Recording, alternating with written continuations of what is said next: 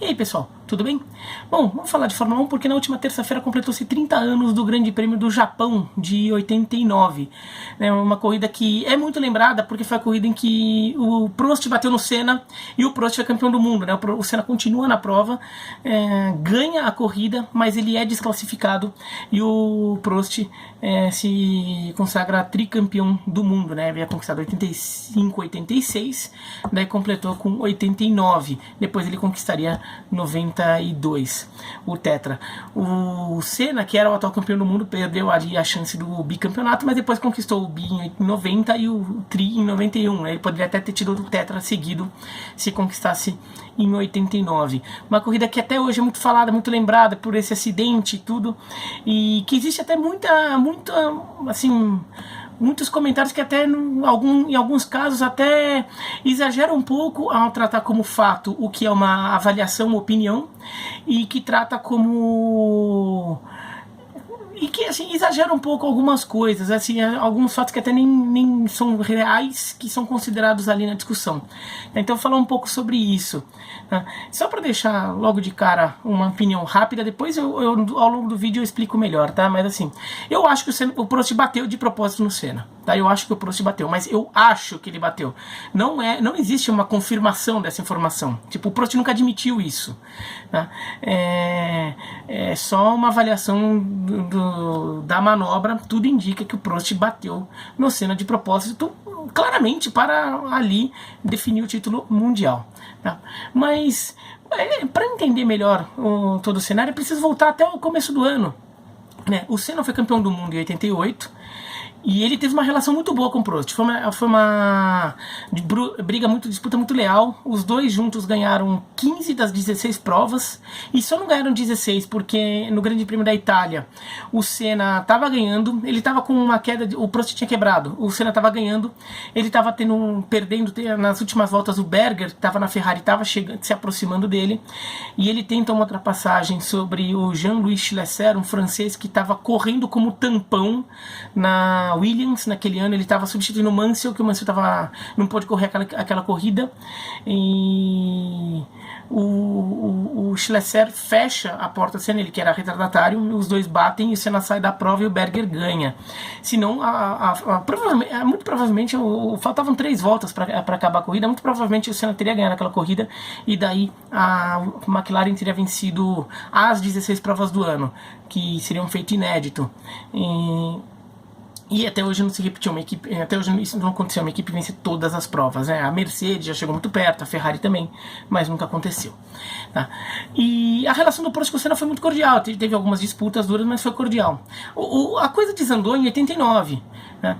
O Senna veio como campeão do mundo, o Prost se achava o primeiro piloto da equipe porque já havia sido campeão em 85, 86, mas e o Senna ganhando espaço ali, até porque o Senna era muito próximo ao pessoal da Honda, que tinha chegado na McLaren em 88.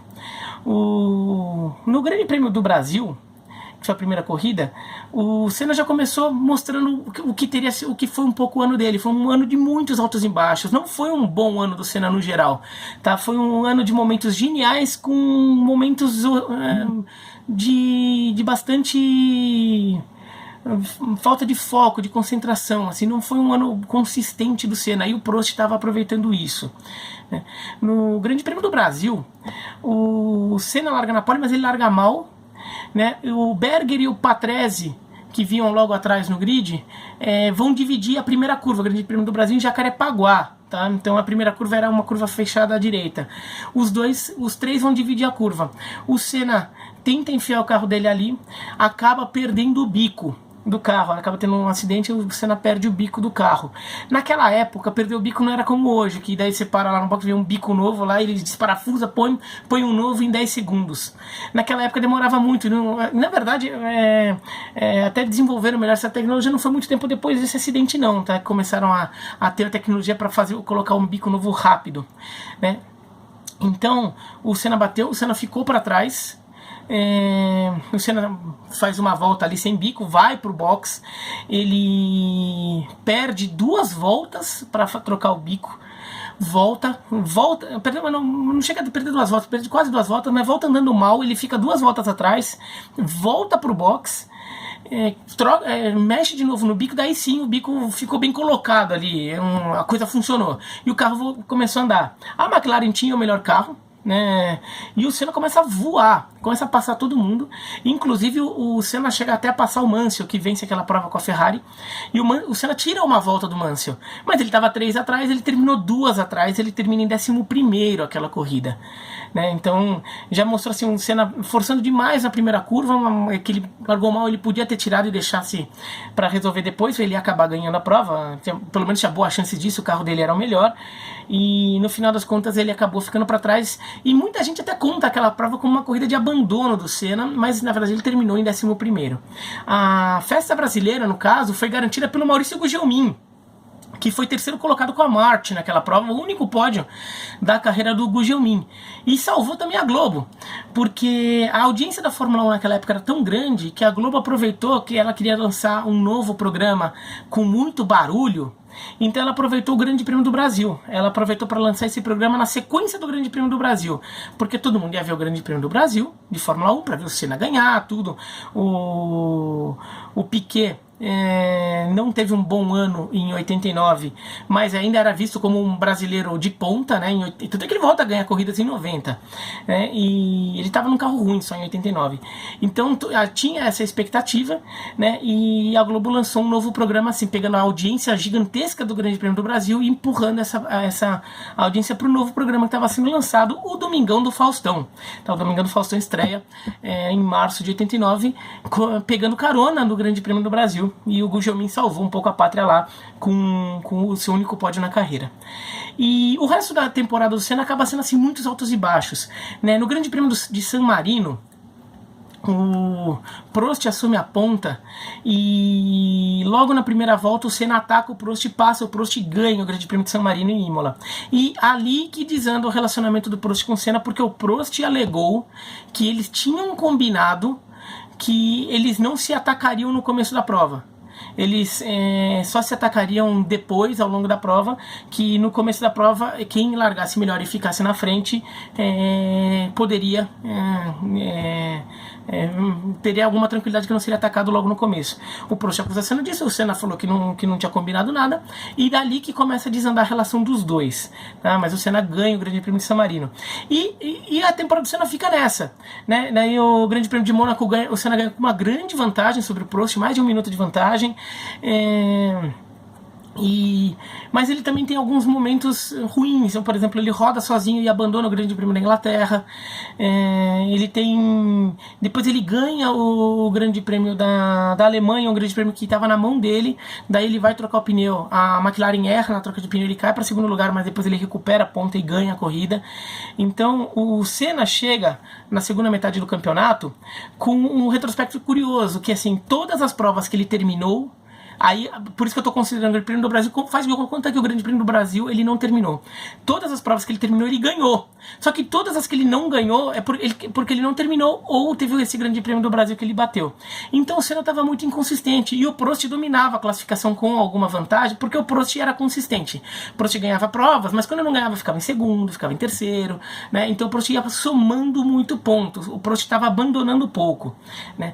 Acho que um Grande Prêmio aí marcante da temporada foi o Grande Prêmio de Portugal, que era já na reta final da temporada, em que o Mansell tinha sido desclassificado, né? O Mansell para no box, é cometida uma irregularidade, ele volta, mas ele havia sido desclassificado. A Ferrari estava andando mais que a McLaren naquela corrida. Então o Mansell já tinha recebido bandeira preta, já tinha a ordem de abandonar a prova, de se retirar da prova, mas ele ataca o Senna. Ele tenta ultrapassar o Senna estava em segundo, o Berger estava em primeiro. Ele ataca o Senna tenta fechar a porta do Mansell, os dois batem e o Senna a abandona. Ou seja, ele perde a chance de conquistar 6 pontos, que era a pontuação do segundo colocado na época, porque estava brigando por posição com um piloto que já estava fora da prova. Ele já tinha sido desclassificado, ele só não tinha retirado o carro dele da pista, né? Então o Senna realmente não teve um ano muito legal ali, ele cometeu muitas bobagens ali. E o Prost naquela toada dele. Chega nas últimas 3 provas do ano, era Espanha, Japão e Austrália. Só tinha uma possibilidade de título do Senna. O Senna tinha que ganhar as 3 provas. Era o único jeito. Porque naquela época também eram 16 provas, mas só contava o resultado das 11 melhores. Então os 5 piores resultados de cada temporada seriam descartados.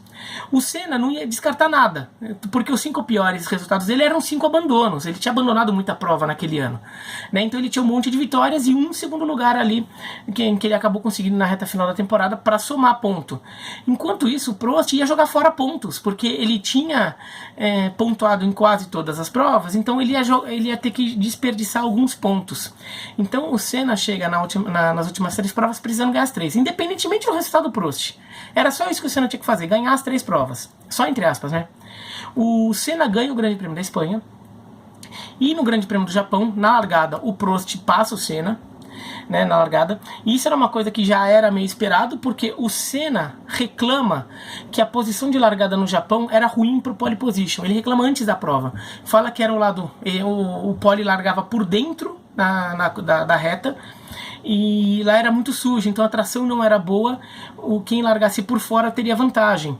E é o que acontece, o Senna reclamou isso antes, a FIA não quis mudar, o Jean-Marie Balestre era quem mandava na FIA, né, o francês, e ele era um agente político ali que trabalhava, que era favorável ao Prost, vai.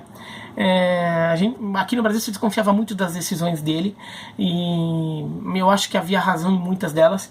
E o Prost assume a ponta lá na largada, e o Senna fica atrás do Prost a corrida inteira. Naquela época, esse negócio de parar nos boxes não era obrigatório, então muita corrida acontecia a corrida inteira, assim, do começo ao fim, sem parada. E o Prost vai ali comandando, né? E o Senna colado nele, só que o Senna não estava conseguindo uma brecha para ultrapassar, como ele conseguiu em 88, né? Que foi justamente no momento em que o Prost ele perde um pouco de velocidade na saída da chicane final lá do Japão. O Senna consegue encostar e passar no final da reta de largada. De 89 não acontecia isso. O Senna conseguia colar antes da última chicane, mas na saída o Prost tracionava bem e ele saía da chicane abrindo uma vantagemzinha que o Senna não conseguia acompanhar e não conseguia ter proximidade suficiente para passar no final da reta de largada. Então estava muito difícil para o Senna. O Senna sempre tentava ali e não conseguia, né? E a corrida inteira foi rolando assim, e o Senna precisava da vitória. Até que, a poucas voltas do fim, o Senna consegue uma aproximação para tentar ultrapassar antes da chicane, quer dizer, na chicane, né? Assim, abrir antes da chicane para aproveitar a chicane final para ultrapassar ali, e não se aproximar ali para ultrapassar na reta como fez em 88. O Senna abre, os dois carros estão lado a lado e o Prost bate no Senna, né? O Prost vai contornar a curva direita e bate no Senna, né? Para mim, parece nítido que o Prost não está defendendo a posição, porque o Prost estava do lado do Senna, quase para trás, numa curva à direita, numa curva que era favorável ao Senna. Então não existia a menor perspectiva do Prost defender a posição fazendo aquela manobra, né? O Prost, no caso, teria que eventualmente retardar a freada e tentar contornar a chicane por fora para pegar por dentro na segunda perna, ou ele teria que ter fechado antes. Assim, a minha avaliação, ainda mais sendo o Prost um piloto muito mais comedido, ele não era um piloto muito... Ele era muito rápido, mas ele era comedido, ele era um cara racional, ele não era um piloto muito instintivo, assim, de eu vou fazer, né? Não era o Mansell, ou mesmo o Senna. Então, pra mim, ele bate de propósito, porque ele sabe que uma batida ali, pro Prost ser segundo, ser último, não fazia diferença. O único jeito do Prost perder o título era o Senna ganhar as 3 provas, independentemente dos resultados do Prost, porque o Prost ia jogar fora os resultados pelo regulamento.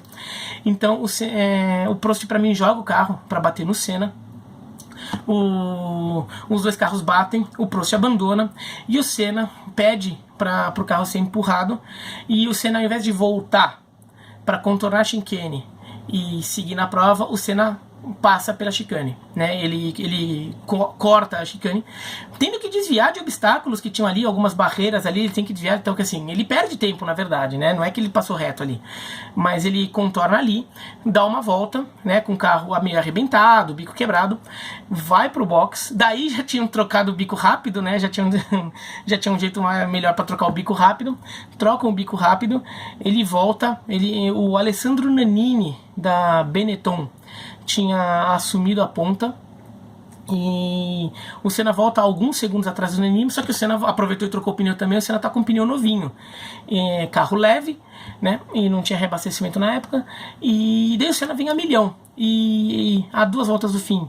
ele fez tudo isso em 3, 4 voltas, aí ele alcança o Nannini, ele passa o Nannini naquele mesmo ponto, o Nannini não fecha a porta dele, ele passa o Nannini e chega em primeiro lugar. Né, ele até chora, tudo, depois que passa pela linha de chegada. Só que daí no pódio, na hora do pódio, o Nannini que sobe como vencedor da prova. Né, e chega a informação de que o Senna foi desclassificado. Né, porque teria cortado a chicane, porque cortou, né, ele corta a chicane e isso não pode, então por isso ele foi desclassificado. Né, não tinha essa coisa de punição de 10 segundos como tem hoje, não, ele perde 10 segundos, tudo. Se ele perdesse também, dependendo da punição, não valeria, ele poderia cair para segundo lugar, e ele caindo para segundo lugar, ele também não seria campeão, ele tinha que ganhar as 3 provas. Né, então, dependendo da punição por tempo, ele ficaria para trás. Mas para este caso não tinha previsão de punição por tempo. Até existia a punição por tempo, mas para outras coisas, né? E daí houve muita chadeira da McLaren, porque a McLaren era a equipe do Senna e do Prost, mas o Prost já tinha assinado com a Ferrari para o ano seguinte.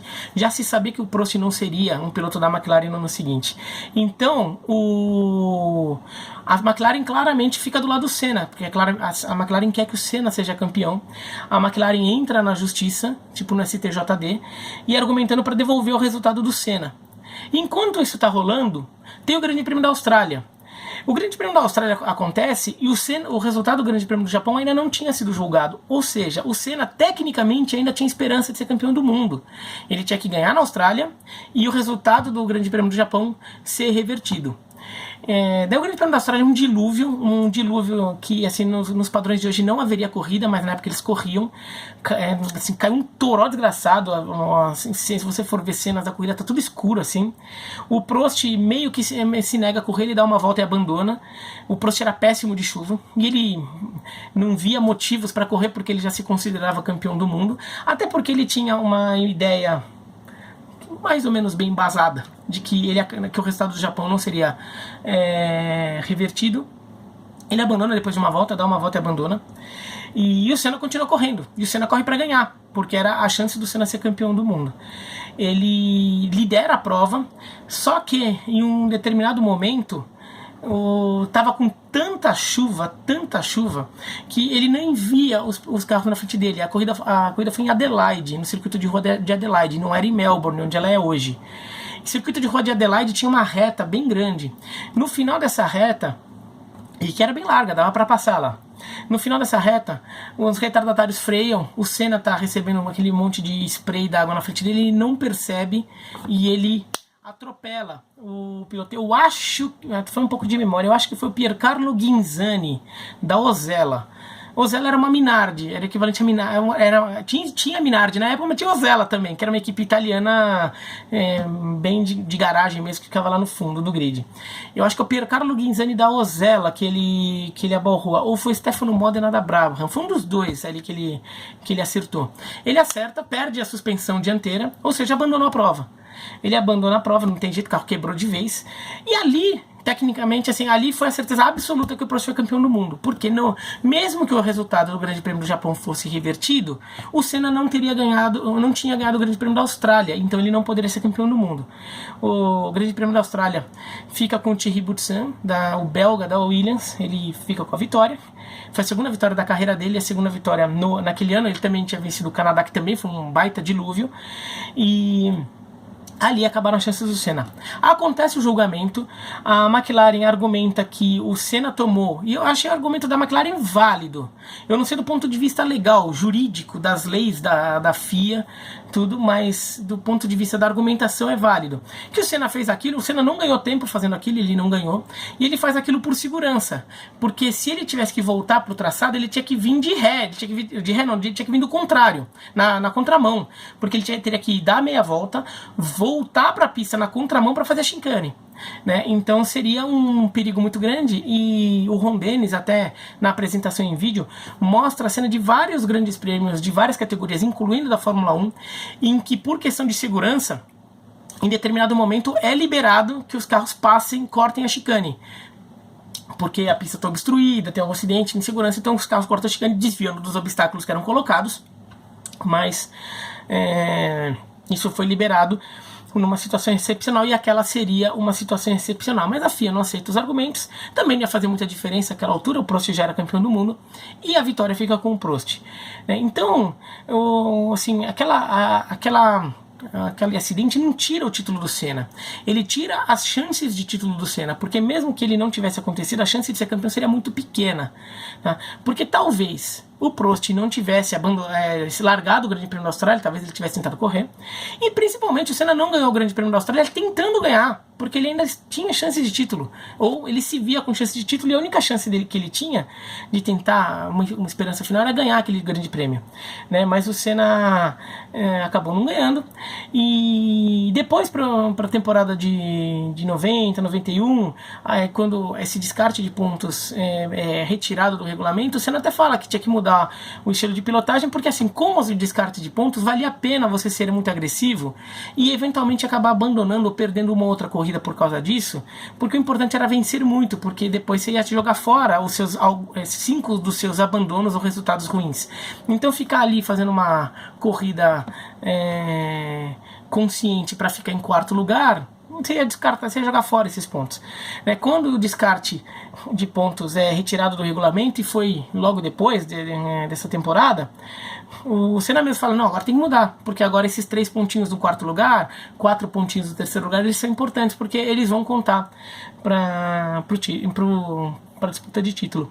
E em 90, eles chegam no Grande Prêmio do Japão no contrário, né? O Senna está na vantagem, o Senna fez uma temporada de 90 já muito melhor, e em 90 ele chega na última corrida. O Prost tinha que ganhar as 2 últimas corridas, né, no Japão e na Austrália, e torcer pro Senna ir mal, e nas duas, assim, a chance era muito pequena do Prost, tá? O Senna estava numa situação bem confortável para conquistar o título.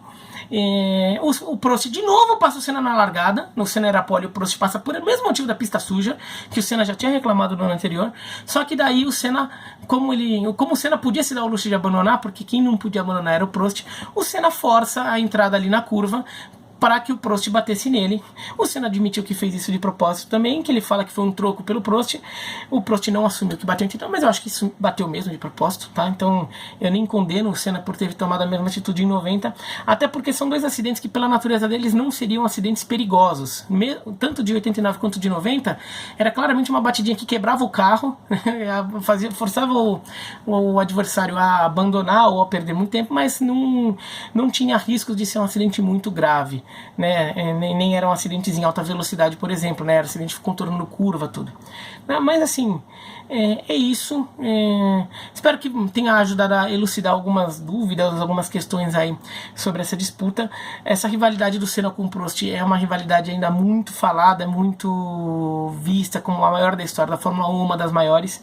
Eu realmente acho que foi uma das maiores, talvez a maior. É maior do que a de Lauda e Hunt. A de Lauda e Hunt que virou filme, um filme espetacular, o Rush. Mas a do Lauda e Hunt foi aquela temporada. O Lauda era muito mais piloto que o James Hunt. Aquela temporada só que teve toda uma história ali, né? A rivalidade de Senna e Prost passa por várias temporadas. E tem até uma coisa de começam amigos, viram adversários ferrenhos e depois voltam a ser amigos. Quando o Prost abandona a carreira em 93... Eles voltam a ser amigos, né? Então claramente assim, a rivalidade mesmo que que pautou o relacionamento que eles tiveram antes e depois dos confrontos que eles tiveram, tá bom? Mas é isso, então espero que tenham gostado do vídeo. Fazia tempo que eu não falava de Fórmula 1 aqui. Se vocês gostaram, dá joinha. Se não gostaram, se inscreva no canal. clica no sininho para receber as notificações e escreve aqui embaixo o que vocês disseram. E se vocês gostaram do vídeo, o Bruno Formiga fez isso, fazer também. Vocês gostaram de vídeo? Divulguem, né? Coloquem nas suas redes sociais, mandem no WhatsApp para algum amigo, sei lá, qualquer coisa assim, tá bom? Um abraço e até mais.